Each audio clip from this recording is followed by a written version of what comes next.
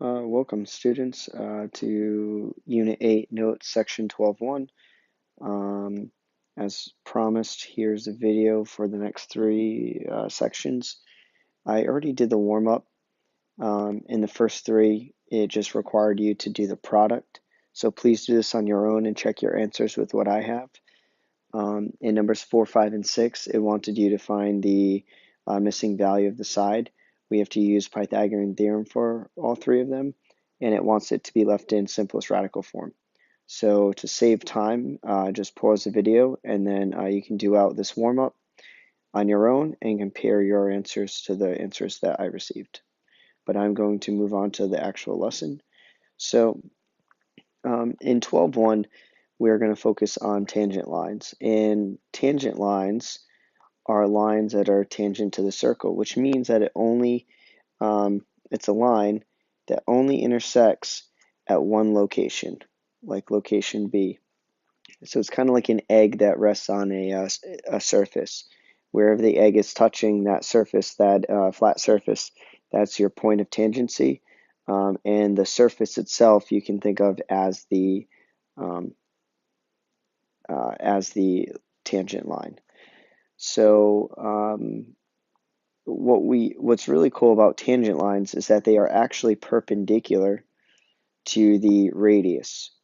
So theorem 12.1, if a line is tangent to a circle, then the line is perpendicular to the radius drawn to the point of tangency. So if I connect a radius, this being my radius, to the point of tangency, here it's point P, then we know that this is a right angle because it's perpendicular, and also this is a right angle because it's perpendicular, meaning that they are also 90 degrees. And from this, we can draw triangles and start to solve for missing side lengths because we, as you can tell there, I just drew in a hypotenuse. And so given certain values, we're able to go a little bit further and find things and find lengths of sides. So here is another, here's kind of a correlation. If you have a line and it's perpendicular to a radius, then the line is tangent. So this is actually the converse. If a line in a plane of a circle is perpendicular to the radius at its endpoint on the circle, then the line is tangent to the circle. So it's interchangeable. We can say one or the other. So we're going to actually use some of these tangents. Knowing that you have a tangent, let's say line AB or line segment AB and line segment CB, if they are both tangent, what's really cool is that these right here are going to be congruent sides because they actually intersect out in space out here.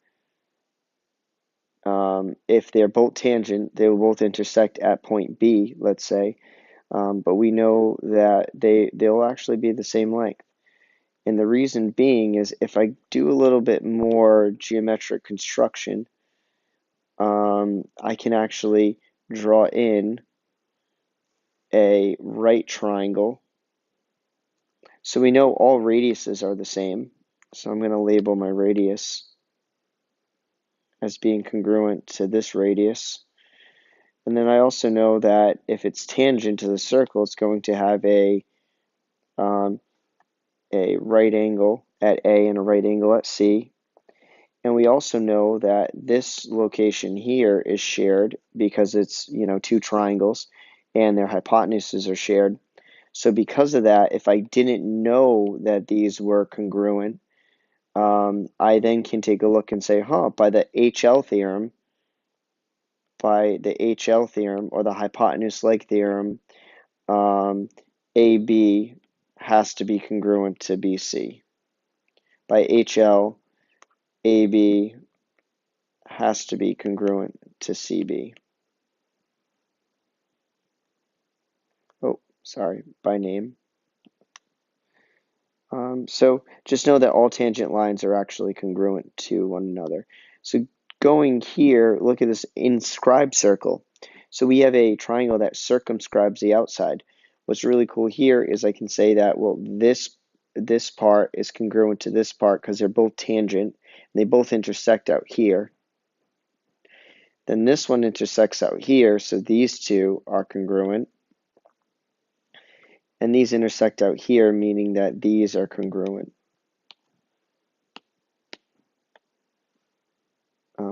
So we're going to use this. We can actually find the perimeter of this triangle that circumscribes this circle. So we'll be doing some of that later on as well. All right. Let's do the first one. Well, in the first one, we have a the question is, knowing that ML and MN are tangent to circle O, find the value of X.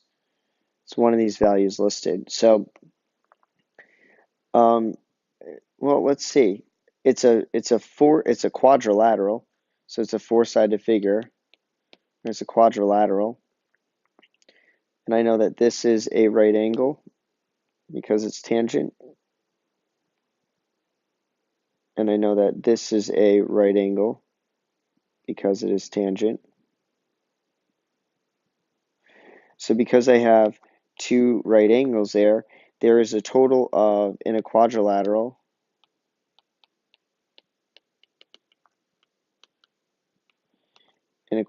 there's a total of 360 degrees.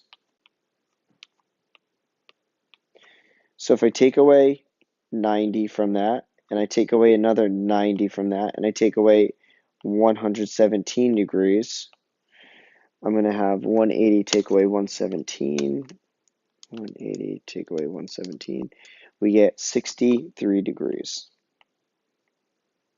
So X is going to have to be 63 degrees.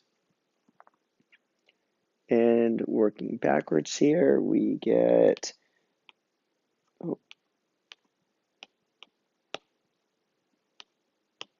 we're going to get B is 63 degrees.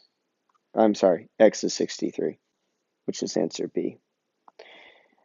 So we just going to use the idea that we already know a quadrilateral has 360. We know that L and N both have to be right angles because they are tangent to the circle. Okay. ED is tangent. Find the value of X. Well, if this is tangent, let's write in our information. We know that this is right angle. Well, in a triangle. So in a triangle, oops, did I use the same color? Yeah. So in a triangle, we know that we have 180 degrees. So we take away our 90 that we know, we take away 38. So 180 minus 90 is 90, 90 minus 38 we have is 52. So we have X has to be 52 degrees. X equals 52 degrees. Let me actually write it out. All right, so we're just using the idea that tangent means 90. And solving based on whatever geometric figure I see. Okay, this next question. Is ML tangent to circle N at L? Well, is it tangent? I don't know. If it could be tangent, right, we would have a right angle there. Well, how do I have a right angle? Well, it's going to have to satisfy the Pythagorean theorem. So the question is, does it satisfy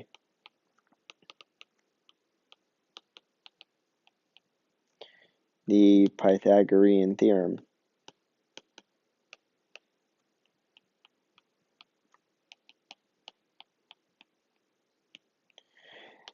If I get anything that doesn't work, if I get leg squared plus leg squared does not equal hypotenuse squared, then I can say to myself, this is not a tangent to the circle.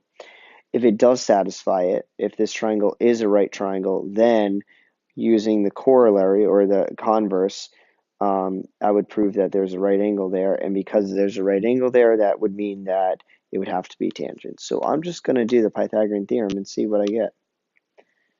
So leg squared plus leg squared equals hypotenuse squared. And this is why earlier you had to do this for the warm-up, because you might not know it, but triangles and circles are very much related, especially in higher mathematics. So we are going to do, we get 49, and we get 576,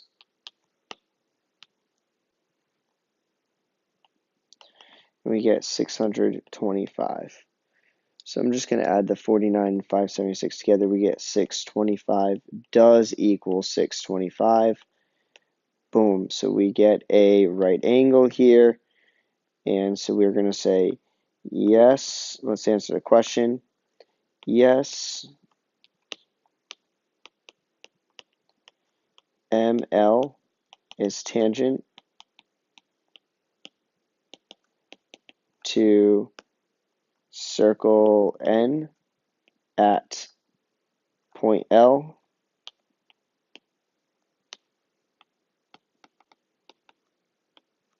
because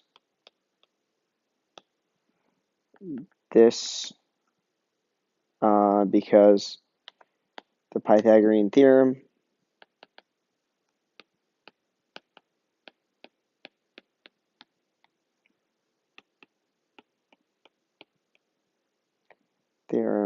proves a right angle occurs at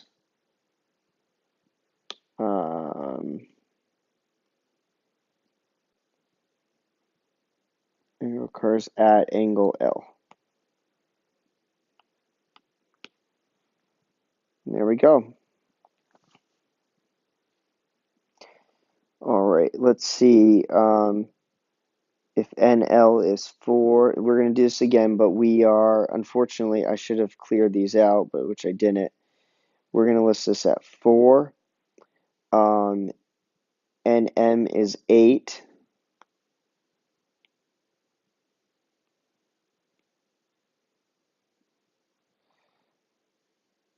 We have 4 and 8, and it says, oh, LM is 7.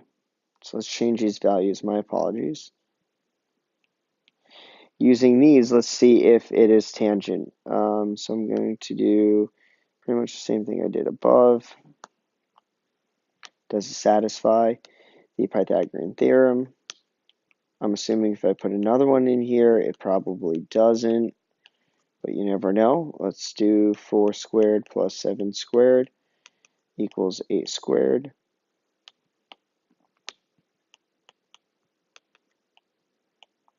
So 16 plus 49 equals 64. 49, 59, 64, let's see, 16 and 49. Yep, the 65, we're off by just a little bit. 65 does not equal 64. So we're going to say no,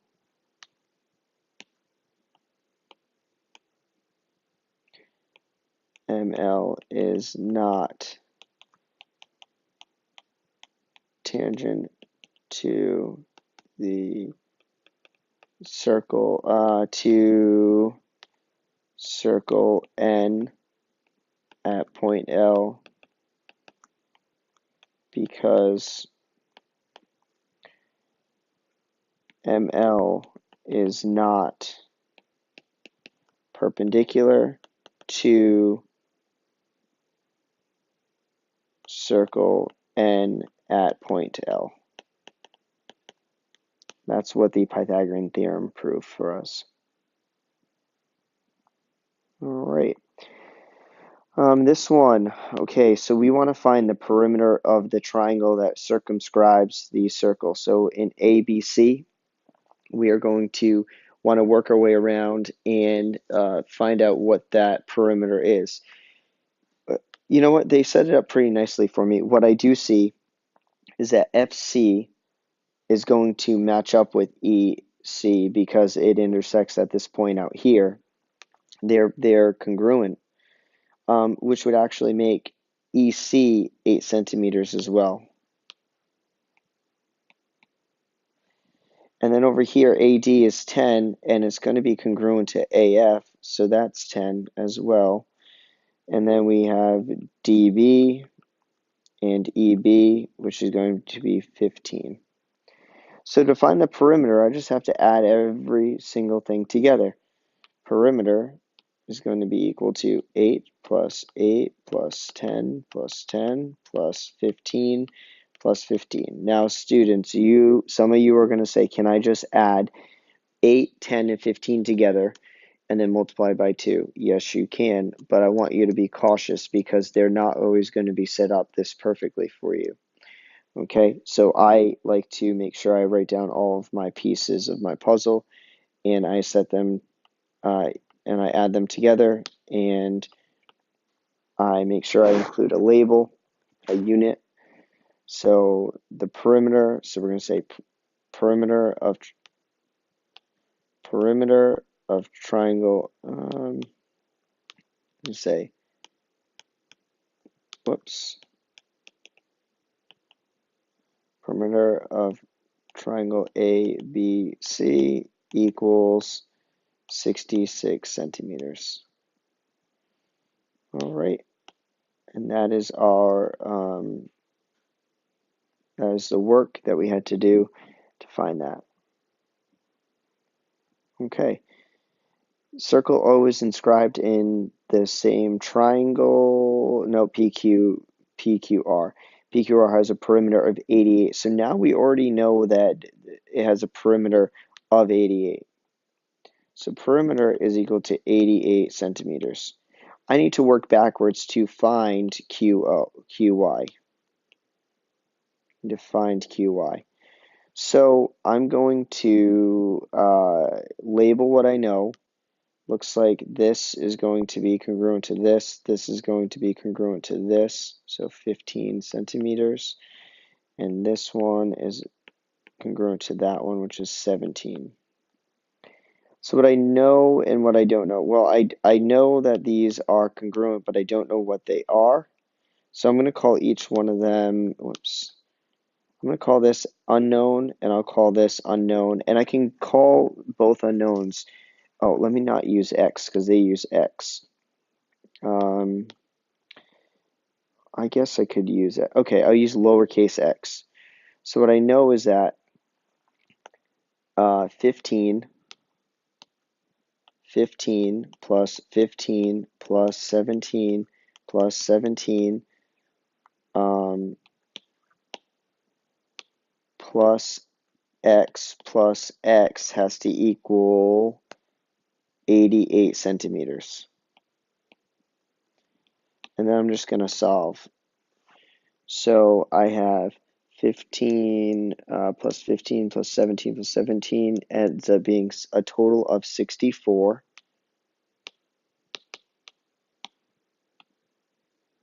64 plus 2x equals 88. So take that away from, and we get 2x. Whoops. So take away 64, take away 64. 2x equals 24. So x equals 12. So what I know is that each piece, xq and qy, is 12. Now some of you might have done 88, take away 15, take away 15, take away 17, take away 17. And you would have got a number 24. Just make sure you divide that by 2 because you're finding each piece xq and qy. So here we have 12. We get 12. But the question is, what is qy? So qy, again, because let's say this is 12, which I know it's 12. What if they were asking what qr is? So I'd have to do 12 plus 17. So I just want to be cautious. I don't just because I find X doesn't mean I have the answer.